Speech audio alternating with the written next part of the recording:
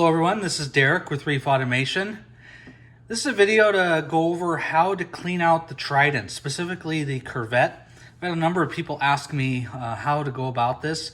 Typically you're going to clean out the cuvette if you're having inaccuracies with the precision on the Trident. There's been a couple reports where the precision will start to rise, or in my case the precision was starting to go up and down throughout the day. I'd get, like a 480 in calcium and then all of a sudden 300. And I started to notice that a number of people have thought to clean the cuvette inside to provide a little bit better precision. So that's what this video is about, how to go about doing that. Also going to show you a couple other things inside the Trident to take note, as I've noticed a couple issues that I've had over the year or two that I've had it. So to get started, obviously the first thing you're going to want to do is remove the reagents. So you're going to want to remove them one by one. I would recommend that you can either keep the cap on or take the cap off. You can just basically remove the top port and then plug it right back in when you're done.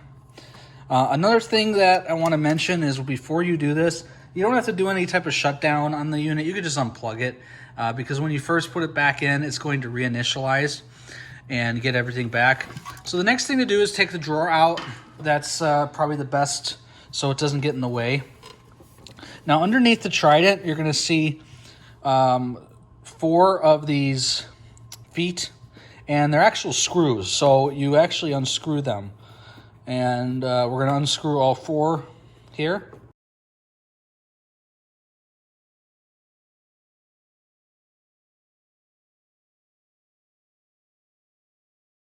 Okay, so once you've got all 4 of the feet removed, you're going to put it back on its front. You can remove the front cover, which sometimes for me just pops right out, and that's right up here. And if you look closely, you can actually see where the cuvette is. It's right here. And if you look real closely, you can see how dirty it is. So to remove the cover, it's actually pretty easy. You just pull on the edges and it just lifts right off. So I'll do that from this angle. Pull on the sides like this and it lifts right off. So a couple things that to take note. Inside, you will see that it's got a number of stoppers, and specifically right in the middle here, there is this, it looks like a gate of some sort to push specific liquid through. This little black. Now I noticed as I moved it that there's these tubes on each one of these stoppers that came a little loose. So when I first opened this up, I just made sure that these are nice and tight. Before you close everything up, you're definitely going to want to make sure that everything is nice and tight and back to normal, and make sure that the tubes that go into the reagent are still nice and tight. Okay, so if you go to the top of the unit, that's where the cuvette actually is. Now, I've already cleaned this before, but for everyone else, there's going to be a piece of electrical tape holding on the cap. So if you pull off the electrical tape, there's then this little small plastic cap on top of the cuvette. You see there? And now you have access to the cuvette. Now the best way to clean it is just with a standard Q-tip. And all you're going to do is just go in here and just kind of wipe it inside. I would highly recommend not putting any type of liquid whatsoever in there. Do not put water, do not put alcohol, do not put anything in there. All you need is a Q-tip. And as you can see, it gets pretty dirty. My cuvette, the first time I cleaned it, I had to use like 4 or 5 Q-tips to get it nice and clean. It was so dirty.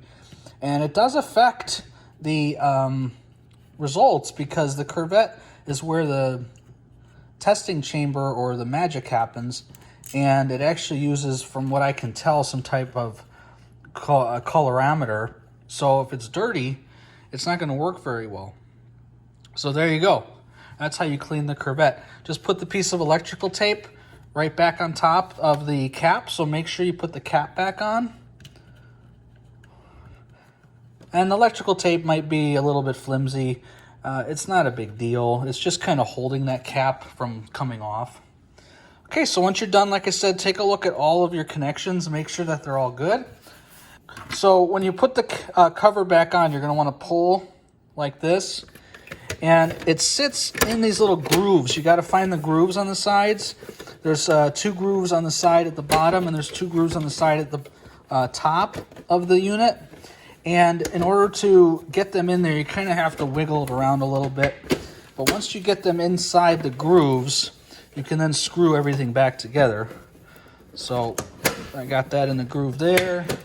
And then you'll know you got it because you'll see from looking at the bottom, you see how I have the silver plastic. That's how you know you're back. And then you can just put the screws back in.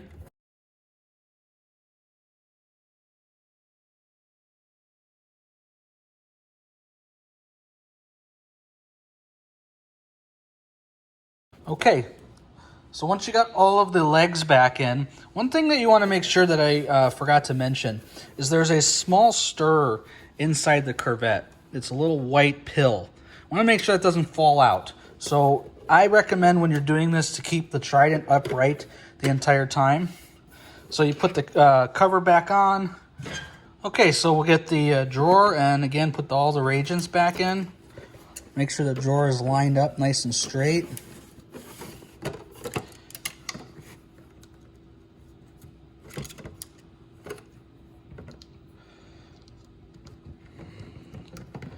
And of course, if you're used to putting in the reagents back in, just make sure that none of the tubes kinked when you push it back in.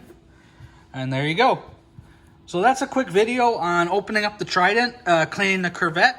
Hopefully you liked this video, and if you did, go ahead and hit the thumbs up below.